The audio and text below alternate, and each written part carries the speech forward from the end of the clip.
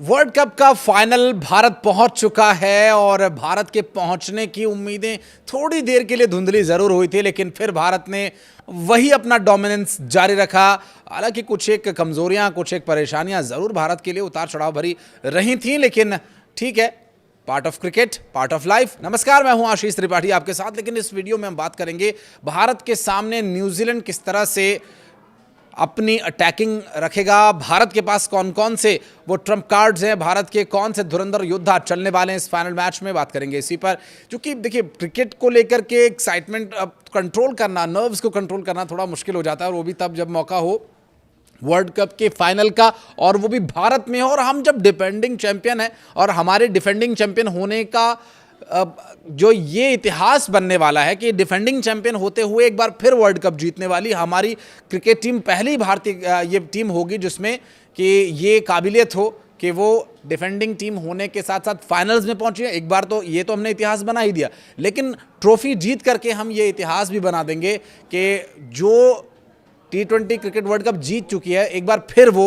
ये world cup जीत करके defending team अपना वर्ल्ड कप डिफेंड कर पाए, ऐसा भी इतिहास में अभी तक नहीं हुआ है। बहुत सारी टीम्स हैं जिन्होंने दो बार वर्ल्ड कप जीता है, लेकिन किसी ने डिफेंड नहीं किया आज तक।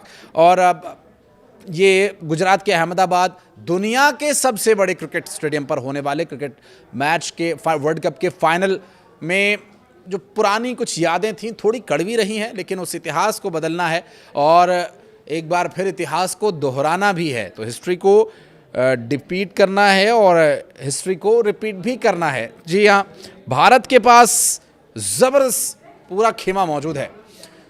न्यूजीलैंड के खिलाड़ियों की बात बाद में करेंगे, मिचेल सैंटनर की सेना क्या करेगी। ठीक है, चलिए मैं आपको कुछ एक पॉइंटर्स बता देता हूँ। न्यूजीलैंड की टीम का भारत के सामने कई बार आमना सामना हुआ, लेकिन अभी तक किसी भी ऐसे मैच में न्यूजीलैंड भारत को हरा नहीं पाया है।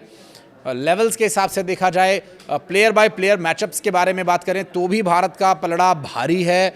भारत के पास जो बैट्समैन है, 8 नंबर तक भारत के पास बैट्समैन की डेप्थ है, जिसमें ओपनिंग करेंगे अभिषेक शर्मा जो कि वर्ल्ड के नंबर 1 बैट्समैन है। वो एक अलग परेशानी है इस पूरे वर्ल्ड कप में, उनके नंबर 1 वाली फॉर्म तो देखने को नहीं मिली। एक मैच में 55 रन ज़रूर आए थे जिम्बाब्वे के खिलाफ, लेकिन क्या वो फाइनल मुकाबला होगा जब अभिषेक शर्मा की फॉर्म वापस आएगी और फिर वो स्टेप आउट करके बड़े बड़े शॉट्स अहमदाबाद क्रिकेट स्टेडियम पर लगाते नजर आए। होप सो अभिषेक शर्मा के लिए ऑल द वेरी बेस्ट। उसके बाद संजू सैमसन जिन्होंने कमबैक किया है और जिनकी कहीं दूर दूर तक चर्चा नहीं थी कि वो खिलाए भी जा सकते हैं। कप्तान सूर्य कुमार यादव हंस करके जवाब देते थे कि क्या अभिषेक शर्मा की जगह उन्हें खिला दें या किसकी जगह उन्हें खिला दें।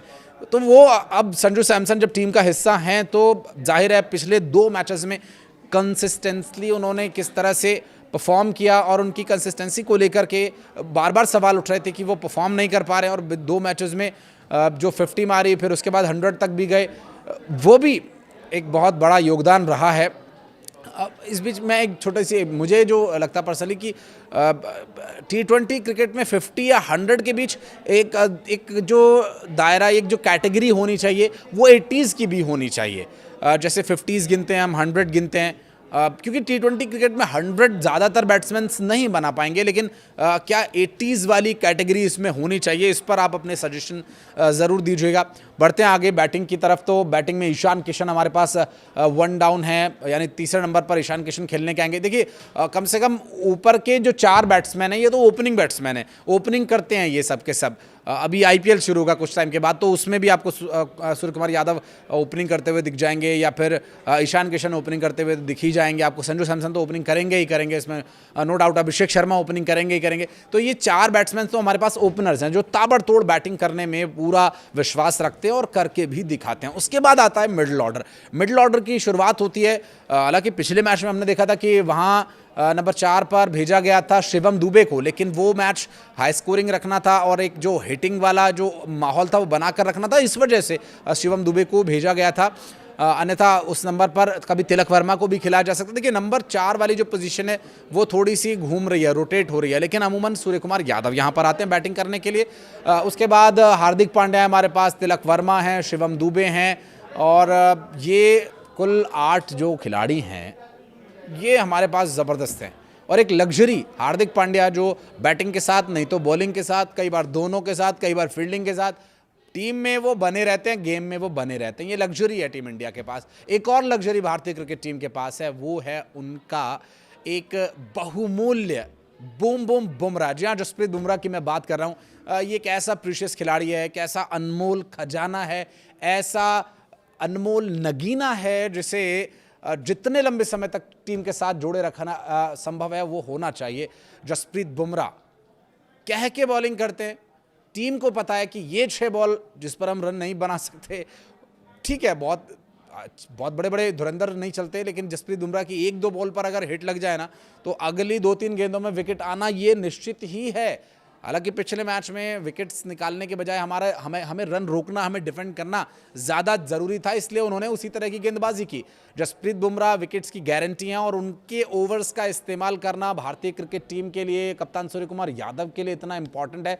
पिछले मैच में उन्होंने बहुत अच्छे से उनका यूज़ किया और लास्ट के बाद के ओवर्स में, क्योंकि देखिए जसप्रीत बुमराह एक ऐसी लग्जरी हमारे पास है कि जिसे हम जब चाहे तब इस्तेमाल कर सकते हैं। जैसे गोल्ड होता है, आप गोल्ड कभी भी कहीं भी किसी भी तरह किसी भी परिस्थिति में इस्तेमाल कर सकते हैं। आप किसी को अगर प्योर गोल्ड पकड़ा देंगे ना तो वो आपको सेवाएं भी देने के लिए तैयार हो जाएगा, काम खाना पीना जो आपको चाहिए मिलेगा ही मिलेगा। तो उसी तरह के क्योंकि करेंसी की वहाँ ज़रूरत नहीं पड़ती है, क्योंकि गोल्ड अपने आप में गोल्ड होता है और उसके लिए किसी प्रमाण की आवश्यकता होती नहीं है। और जसप्रीत बुमराह इसी तरह के खिलाड़ी। अर्शदीप सिंह थोड़ा सा एक्स्ट्रास दे रहे हैं, लेकिन बॉलिंग में माफ़ कीजिएगा, उनकी कोई पैनेपन में कोई कमी नहीं है, उनकी गेंदबाजी की धार में कोई कमी नहीं है, स्विंग्स तो नहीं मिलता। हाँ, माफ़ कीजिएगा, अहमदाबाद के ग्राउंड पर जो ड्यू फैक्ट होगा उसके लिए भी बात करेंगे कि कैसे क्या कुछ प्लानिंग हो सकती है, क्योंकि बहुत कैलकुलेटेड हो गया है सब कुछ। इंटरनेट पर सब कुछ अवेलेबल है और बहुत सारी चीज़ें इतनी ट्रांसपेरेंट हो गई हैं कि बहुत प्रिडिक्टेबल हो गया है। लेकिन क्रिकेट फिर भी अनिश्चितताओं का खेल है, जिसमें कब क्या हो जाए कहा नहीं जा सकता। बहुत सारे रिकॉर्ड और फिर दिन किसका है उस पर भी निर्भर करता है। लेकिन भारतीय क्रिकेट टीम का पलड़ा हर लिहाज से भारी है और एक बार फिर जब यहाँ तक हम आए हैं तो यहाँ से वर्ल्ड कप जीतना ही हमारे लिए एकमात्र विकल्प है। और फिर संकल्प में कोई विकल्प की भला आवश्यकता भी नहीं है। अर्शदीप सिंह की बात हम कर रहे थे, अर्शदीप सिंह की गेंदबाजी पर कोई डाउट नहीं है, लेकिन जो एक्स्ट्रास हैं वो हमें रोकने होंगे। अगर न्यूजीलैंड की बात करें, देखिए न्यूजीलैंड के पास 8 तक बैट्समैन है, हमारे पास भी 8 तक बैट्समैन है। न्यूजीलैंड के पास गेंदबाज हैं तो हमारे पास दुनिया के नंबर 1 गेंदबाज है। हालांकि वो इन दिनों चल नहीं रहे, मैं बात कर रहा हूँ जसप्रीत बुमराह की, वो चल रहे हैं। नंबर 1 गेंदबाज वरुण चक्रवर्ती नहीं चल रहे हैं और नंबर 1 बैट्समैन अभिषेक शर्मा भी नहीं चल रहे हैं। नंबर 1 दोनों नहीं चल रहे हैं। जो चल रहे हैं उनकी कहीं कोई चर्चा नहीं थी, वो कहीं दूर दूर तक बातचीत में भी नहीं थे, जो अब टीम में और परफॉर्म कर रहे हैं। यहाँ जिस तरह से अक्षर पटेल ने बॉलिंग से दिखाया अपना कमाल और फिर उसके बाद फील्डिंग में उन्होंने ज़बरदस्त अपना परफॉर्मेंस दिया, और उसके बाद भी उनका अनुभव टीम के लिए कितना काम आता है। देखिए बाउंड्रीज़ पर जो उन्होंने कैचेस पकड़े, जो फील्ड में उन्होंने करके दिखाया, मुझे नहीं लगता कि और कोई खिलाड़ी इतना इम्पैक्ट डाल सकता है। अक्षर पटेल पहले टीम से कुछ समय के लिए बाहर चल रहे थे, फिर उन्हें लाया गया, परिस्थितियों को बदला गया। बहुत सारे लोग चर्चा इस बारे में भी कर रहे हैं कि वरुण चक्रवर्ती जो नंबर 1 गेंदबाज तो हैं, लेकिन फिलहाल नंबर 1 रन देने में भी हैं। उनके हर मैच में 50 लग रही है, हर मैच में कम से कम 40-50 रन वो दे रहे हैं। तो क्या उनकी जगह कुलदीप यादव को खिलाना यहाँ पर समझदारी होगी? देखिए टीम तय है, जिसके साथ हमें जीत मिलती है उसी के साथ हमें आगे बढ़ने में फ़ायदा रहता है। हालांकि सब कुछ टीम मैनेजमेंट पर है, हम यहाँ से इस बारे में कुछ, हम सिर्फ बात कर सकते हैं इस बारे में, पॉसिबिलिटीज़ क्या हैं वो चर्चा कर सकते हैं, लेकिन टीम क्या निर्णय लेती है देखने की बात होगी। आवश्यकता नहीं है, टीम ने जीत दर्ज की है, कॉन्फिडेंस बना रहेगा। वरुण चक्रवर्ती को जो वो शॉर्ट गेंदे डाल रहे हैं उसकी जगह थोड़ी सी लेंथ बॉल डालनी होगी, थोड़ा सा आगे उन्हें गेंदबाजी करनी होगी। ये बार बार कमेंटेटर्स भी चर्चा करते हैं और वर्तमान परिस्थितियों को देखते हुए हर बार यही लगता है टीम इंडिया का पलड़ा भारी है और भारतीय क्रिकेट टीम वो टीम है जो जीत के लिए जब जुट जाती है तो फिर वो कुछ भी कर सकती है। अहमदाबाद से जुड़ी कुछ पुरानी यादें ज़रूर हैं, वो थोड़ी सी कड़वी हैं, लेकिन उन यादों को बदलना, उन यादों को मिटाने के लिए नई यादें बनानी होंगी और ये वर्ल्ड कप जीत करके हम उसी तरह की कुछ यादें बनाएंगे। आप कुछ अगर सजेस्ट करना चाहें, कुछ कहना चाहें भारतीय क्रिकेट टीम में, क्या आप देखना चाहते हैं? क्या अभिषेक शर्मा के बैट से वो 100 रन का जो इंतज़ार अब तक रहा है वो इस फाइनल में आएगा? संजू सैमसन तो अच्छा खेल ही रहे हैं, सूर्य कुमार यादव जो अब तक यूएसए के अलावा बहुत अच्छा परफॉर्म नहीं कर पाए, क्या वो इस मैच में परफॉर्म करेंगे? टॉस कितना इंपॉर्टेंट होगा, क्योंकि टॉस जो जीतेगा वो जाहिर है पहले बॉलिंग करने की कोशिश करेगा। लेकिन कई बार हमें जब ऐसा लगा, जैसे पिछले मैच में भी हमने देखा, सेमीफाइनल्स में भी हम पहले बैटिंग करना चाहते थे तो इंग्लैंड ने टॉस जीत करके पहले हमें बैटिंग ऑफर कर दी।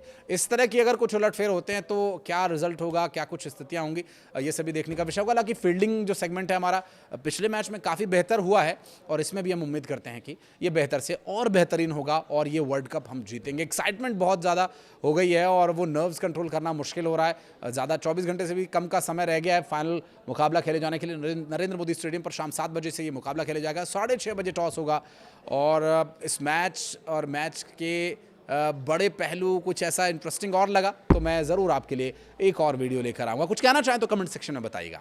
धन्यवाद।